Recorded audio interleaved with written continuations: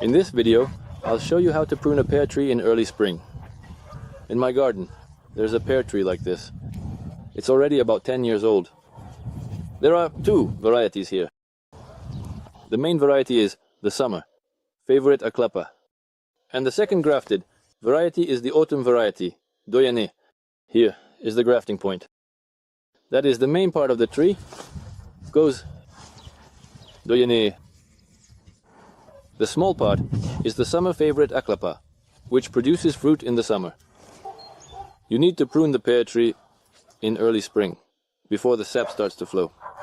It's also not recommended to prune it during frost, because the branches lose their elasticity and you might break off unnecessary branches.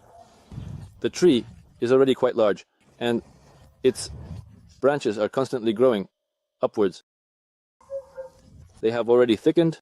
I tried to make the tree a bit shorter, but last year the branches grew upwards again.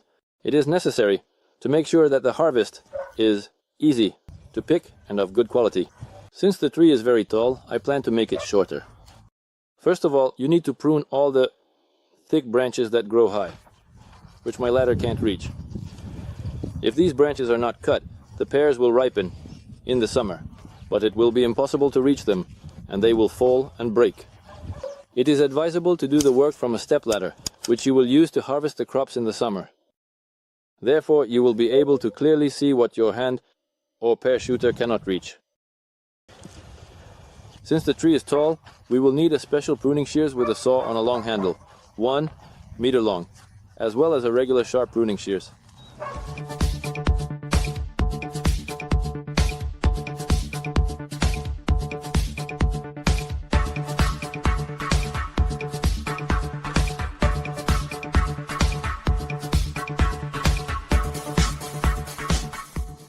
When reducing the height of a tree, first of all, it is necessary to trim the branches that grow vertically upward.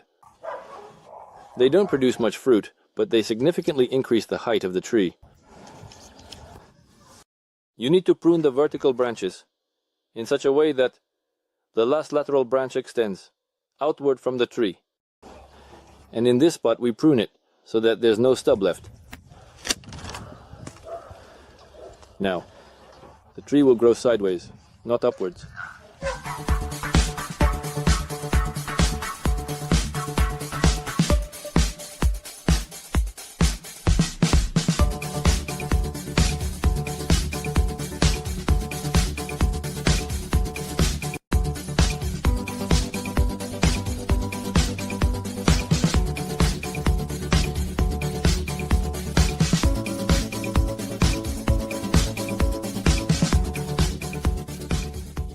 When pruning a tree, it is necessary to remove old dried pears last year, because various pests often overwinter in them, so it is necessary to remove them. Also, when pruning a tree, it is necessary to remove the lower branches that look vertically downwards, because their lighting in the summer will be poor and the harvest will be minimal.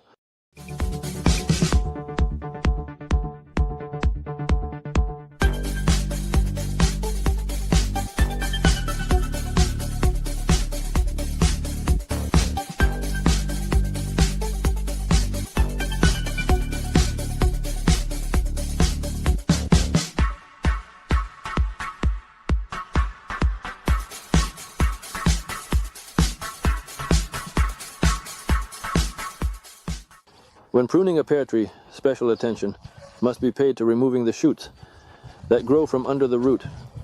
This is a wild variety of pear that needs to be removed. Nothing good will come from it.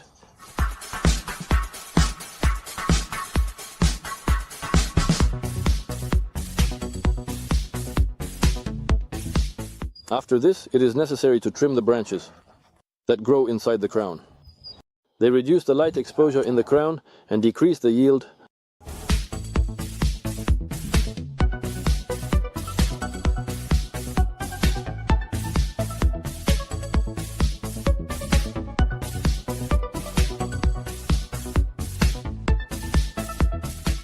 You need to cut these branches right at the base to avoid leaving a stub. Such a stub will heal faster, and you won't even need to cover it with garden paste. You also need to prune the branches that are overcrowding the crown. You can see that this branch, it's growing inward and overcrowding the overall crown, so it needs to be removed.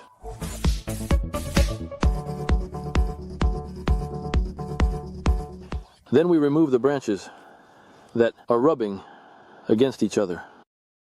We choose the most beautiful one that is as close to horizontal as possible, pointing outward from the tree.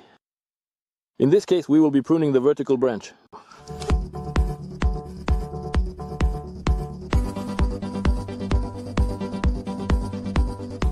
We prune the branch so that the remaining part is facing outward and doesn't rub against other branches.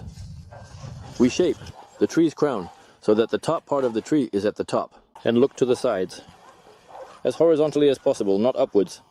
So, if a branch is growing correctly in a horizontal direction and it's a 1-year-old branch, we prune it to 1/3 of the length of the growth.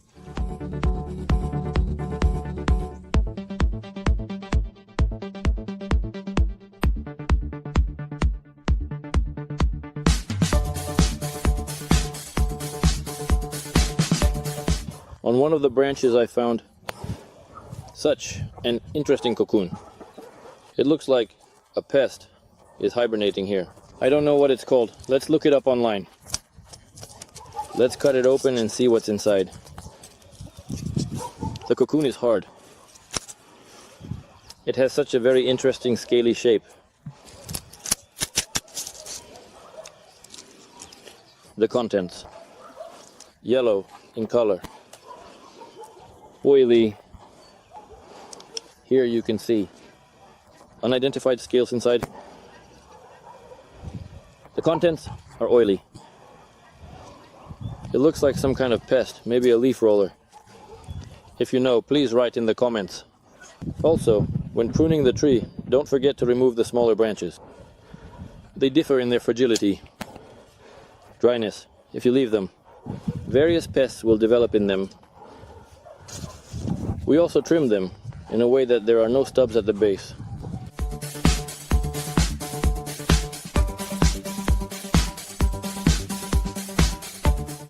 After pruning the tree, it's best to treat all the large cuts and stubs with garden wax.